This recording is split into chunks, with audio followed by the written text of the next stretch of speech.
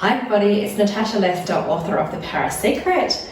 This is another one of my videos in my video series that I'm doing where I'm basically breaking down the author talk I would have given at the events I was supposed to do around Australia, talking about the book, the research behind the book, and some of the key themes, activities and events and the historical facts that the book is based on. So I hope you enjoyed today's video. If you'd like to look at the whole series of videos, you can find them on my Facebook page and you can also find them on my website. Today's is quite a fun video. You might know, if you've heard me talk about my books in the past, that I love to visit the places that feature in my books. And so I always knew from the outset that a key part of The Paris Secret would take place in Cornwall in England.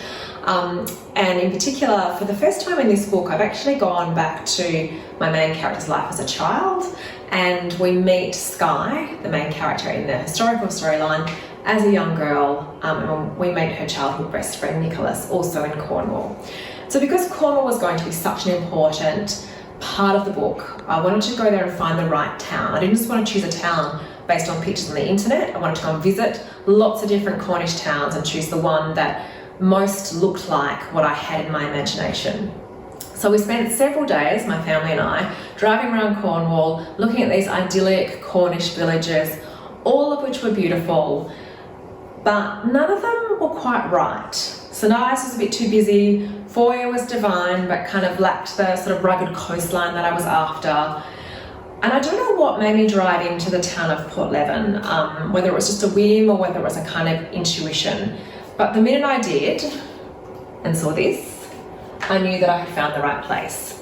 So this is a row of houses in the town of Porthleven, and it looks out onto the water and to the pier. And I needed a waterside town. I needed the ocean to be a really important part of the storyline. So when I saw this very dramatic, isolated pier just beyond those houses from the previous slide, I started to get quite excited and feel like I really had found the right place to set my book in.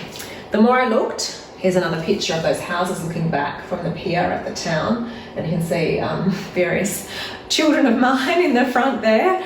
The more I explored the town, the more I looked, the more I took photos of different points of view. Here's the old church tower in the front of those houses there, looking out over the ocean.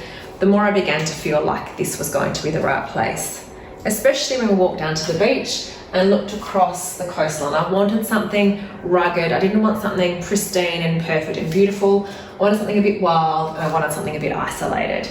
And I'm not sure if you can see it in this photograph, but you might be able to see there's a little house right out here on the end of the coastline. So the town of Porthleven kind of curves around, stops about there, and there's kind of a bit of a gap, and then there's a house right down the end. And I wanted my main character to live in a house out of a town, somewhere a bit isolated. And when I saw that, I said to my family, right, we're going to drive down and look at that house.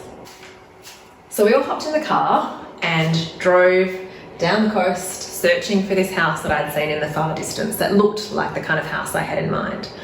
And so this is kind of a view looking back at, there was actually more than one house I discovered. There was about 3 houses looking back to the town, which is a little bit further on in the distance. And as soon as I saw the position of the house is high on a cliff top, looking down on the water. The only way to get down to the water was to have a path in front of the houses. I knew it was absolutely perfect and exactly what I had in mind.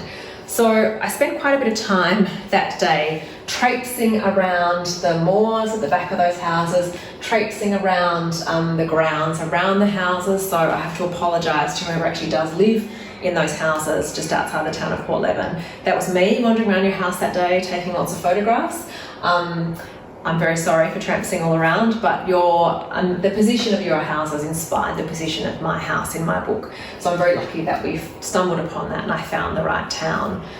I loved the way the beach was this lovely secluded kind of cove. I thought that would be perfect for the story too, because a lot of the action takes place down on the beach. The other amazing thing I found in Cornwall, and that I knew I had to use in the book, was the lost gardens of Helligan. Now, being a writer, obviously the idea of a lost garden that had been kind of overgrown and then discovered decades later really, really appealed to me. And the minute I walked into the lost gardens and saw this amazing statue of a woman asleep lying on the ground, and then found this quite fun rope bridge over a green and creepy lake. As you can see there, my intrepid research helpers on the bridge there.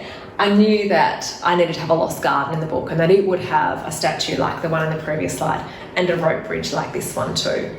So lots and lots of amazing things came out of that trip to Cornwall, and it just reaffirmed to me that every time I'm writing a book, the very best thing to do is to go and visit the place, see the town, take lots of photographs, and then it works so much better in bringing that place alive in the book.